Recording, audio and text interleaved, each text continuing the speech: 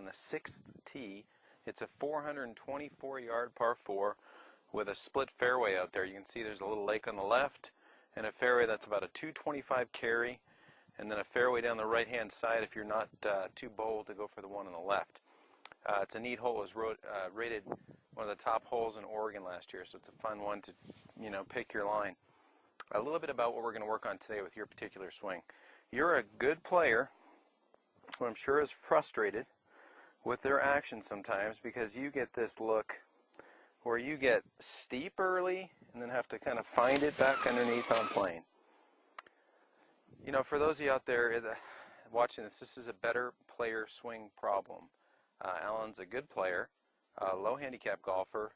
He's in good shape for his age, and he's got a lot of power. But what happens in his golf swing, he's got a pretty good looking address routine here. He gets it back and he gets this left arm flying wedge a little bit off plane. So Alan, I want you to pay attention to that. If we can keep this butt of the club kind of aiming down our target line or our plane line. Now you see this funky contraption I got set up here, and I call this my above plane board, my above plane board. And what that means is we're going to make some swings that we're going to hit some shots from up here with a golf club that travels back down to the release point and let our pivot carry our impact alignments through the ball and then into a finish. So this little contraption, it's two shafts stuck in the ground with grips on the end, obviously, and I put two T's in the end of the grip holes so that I can take one of these plow sticks that are ever so popular nowadays and rest it on top. What that does is it gives me a visual, a couple of neat things. One, it's kind of scary when you first do it because this thing is, gives a different visual perspective of the plane and what your golf swing has to do to hit some good shots. So I'm going to go ahead and hit a 3-iron here.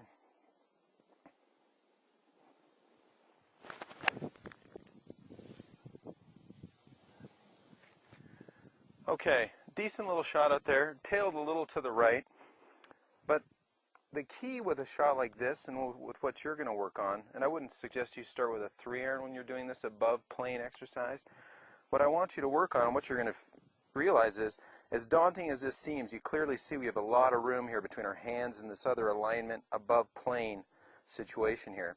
What you're going to work on is letting this club, these arms, get down in front of you a little bit before your pivot delivers your impact alignments. Okay?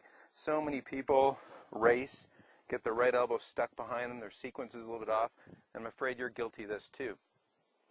A couple other things you might want to work on just to help your alignments and help your pace. I'd love to see you hit a lot of one-arm shots. Short pitches with your wedge, say 30-40 yards. And what I want you to realize is, as you full well know, your impact and address alignments are very, very different. So go ahead and hit some shots and let that bent right wrist hit the golf ball before the momentum in this shaft wants to flatten out that right wrist. I don't want to see you trying to hit and flattening the right wrist on its own. That's not what we're looking for. And a third thought for you that I think will help you a lot is if you hit shots with your right index finger and thumb completely off the club, okay? Because on the way down, there seems like there's a pretty quick transition and this shaft gets steep. So to sum up, what I want you to work on, build yourself this little above plane board contraption. And we're going to work on the sequence of your action, being mindful of keeping the butt of the club. If there is a laser pointing out there, it'd be pointing at my target line for the most part. Yours gets pretty steep. You get this. You don't rotate your left arm flying wedge enough, so you get a little bit steep, and on the way down it gets steep, and then you're talented enough to try. So, in summation, those are little things I want you to work on, okay? Let's get this little contraption. I'll show you a front-on view. So here's a face-on view of this contraption. We've got a couple shafts stuck in the ground that are pretty much on the plane of whatever club you're using. So just set the club down you want to use, push that into the ground. We've got two of these plow rods, and the one on top is held up by two T's stuck in the end of the grip cap to help just set this on there so it doesn't fall off. the one plow stick on the ground. They're parallel to each other. And based on how comfortable you get with this, obviously this is an above plane situation. Our plane line is an imaginary line that's running kind of parallel right in here.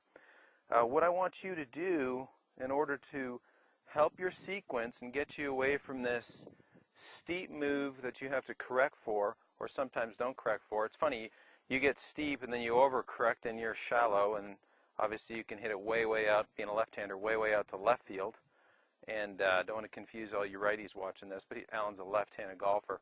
So he gets a really shallow inside out, doesn't really get a lot of spin, probably on his 3-wood, I'm guessing. You know, that's probably a club he has a hard time getting up in the air. So this little exercise is going to help a lot. I'm going to turn the camera so you're looking down the line, and I'll explain a little more. Pretty easy to set up. And then there's the 3 things I want you to work on when you're out there practicing.